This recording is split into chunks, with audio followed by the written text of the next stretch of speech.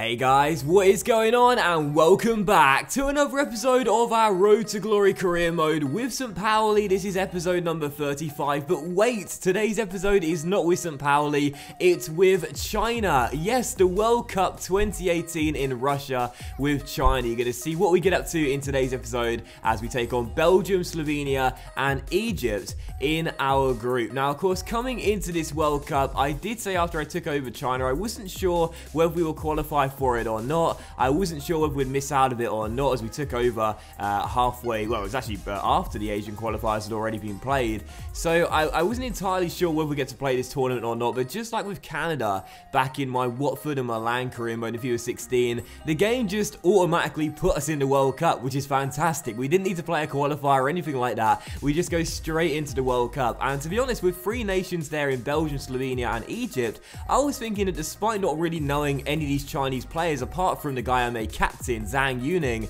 who I signed for St. Pauli, I believe this is a group we can get out of. But despite that being the case, we were still of course the weakest nation and tipped not to win any games but end up winning the wooden spoon come the end of the group. So I was hoping for the best but sort of expecting the worst really, but still thinking if we can get out of the group, that would be an unbelievable achievement, and even just getting a win here in the World Cup would be fantastic. And the first game was against what were going to be the strongest nation in the group, Belgium, and we had the first shots of the game as well, and number 7 going on a storming run before smashing the ball into the side netting. And I was thinking to myself, with us getting the first shot of the game, we could actually be set for a surprise win here. But then instead, in the 28th minute, Eden Hazard put Belgium in front, and I was like, well, that's basically any chance of us getting the 3 points in this game already done. Yannick Carrasco taking his time, whipped the ball into the centre. He found Eden Hazard, who lost his marker, and the Chelsea man nodded the ball past the goalkeeper and in to the back of the net. So we may have started off quite strong, but already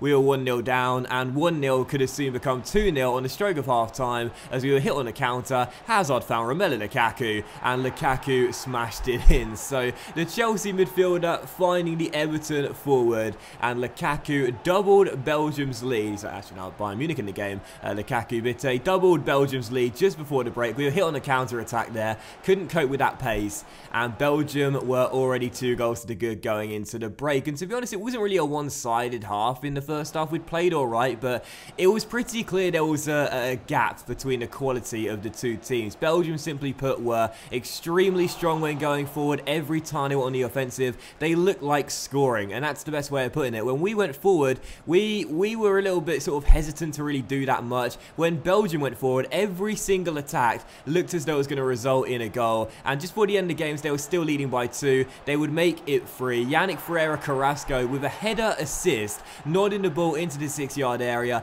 picking out the Liverpool striker Divock Origi, and he headed the ball past the goalkeeper into the back of the net from about 2 yards out and made it 3-0. So final score in the group opener, Belgium 3, China 0.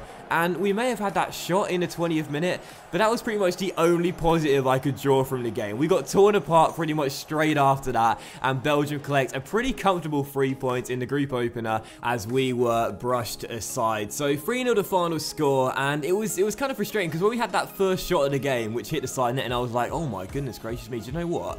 Like, we might actually get something from this game. We might actually nick a point off Belgium here, and that'll give us great confidence going into the second game against Slovenia. And then they scored, and then they scored again, and we did nothing, and then they scored again just before the final whistle. So yeah, 3-0 the final score, a harsh reality. I think that's the best way of putting the end of that game, but we did know it was going to be extremely tough, and they were the toughest team in the group. So because of that, I was thinking, well, at least we got the hardest group game out of the way now. We can go into the second game and try and respond and get a win against Slovenia. Now, Slovenia drew their group opener against Egypt, so they had 1 point. We, of course, were the only team with 0 points in the group, and I was thinking if we can win this game, we will have a chance with the final group stage game against Egypt of progressing to the knockout stages. We had the only shot of the first half, though, which was comfortably saved by Jan Oblak as it was still 0-0. This game really was a damp squib, which was just, there was no quality in this game, basically. That's the best way of putting it. There was no quality in the game whatsoever. Slovenia's first shot went off target there, harmlessly over the bar, and then another chance fell to us here just in the 61st minute. Zhang Yuning, the captain, going for goal on the volley, but the St. Pauli striker volleyed the ball over the bar and behind for a goal kick. kick, so it was still 0-0. Another chance for Slovenia, wasted once again, a shot going off target from Jasmine Kurtic, and it was still 0-0.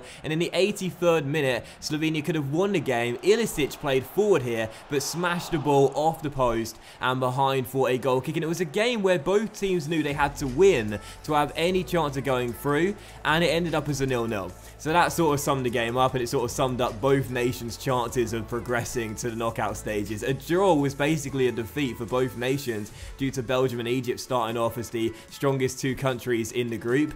Both teams needed to win, and we couldn't even find a goal in the game. So 0-0 the final score, which meant that going into the third and final game of today's episode, frustratingly enough, I didn't record the group table because I thought it would be shown pre-game, but it wasn't, which is kind of annoying. But basically, coming to this game against Egypt was the third group game. We had to win, otherwise we would get knocked out. We had to win, and Belgium had to stop Slovenia from winning, which was probably going to happen, but we needed to win this game. That was it. We knew if we didn't win this game, we were knocked out of the group, and only a win would do. And at halftime, it was 0-0. So it wasn't a great first half. There was basically nothing to report. We'd had 3 shots, 2 on target, but 2 of which were blocked. So it wasn't a great first half. And in the second half, Egypt started off strong with Trezeguet firing the ball just wide the post. But then we had a great chance here in the 53rd minute for us to go in front and score our first goal of the group. We went down the left-hand side with a number 3, played it back inside towards our number 99. Eventually, we got the ball to our number 2, Wang Shenchao, who fake-shotted around an Egyptian player, got through into the area and went to shoot,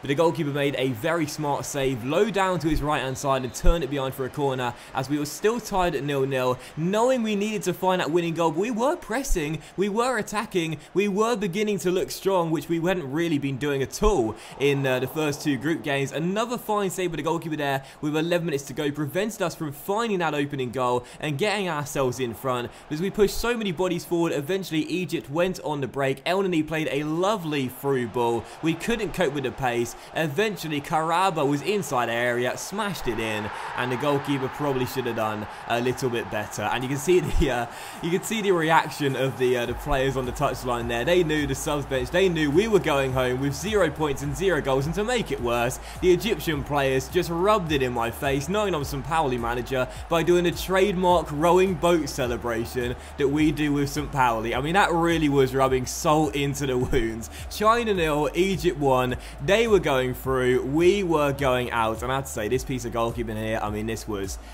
extremely poor, let's just say that. So, final score, China 0, Egypt 1. We exit the competition without a single win or a single goal. It's safe to say this was my worst ever national team performance in FIFA ever. It was absolutely embarrassing. It was humiliating, really. I mean, we were going to be the weakest nation in the group, so we can't be that surprised. With a nation of over 1 billion people, I'm pretty sure they're going to find someone to replace me before the next qualifying campaign. But that will end today's episode of the Road to Glory career mode, guys. So a big thank you for watching a special World Cup edition with China. If you enjoyed the video, then please do leave a like. The new season is going to start on Saturday morning, so make sure you check your sub boxes around 10 to 11 AM UK time. The new season will start. We'll probably do a double episode upload day as well. But thank you for watching this video. I hope you have enjoyed it. If you have, then please do leave a like. Much love to you all, and I'll see you for the start of Season 3 with St. Pauli on Saturday morning.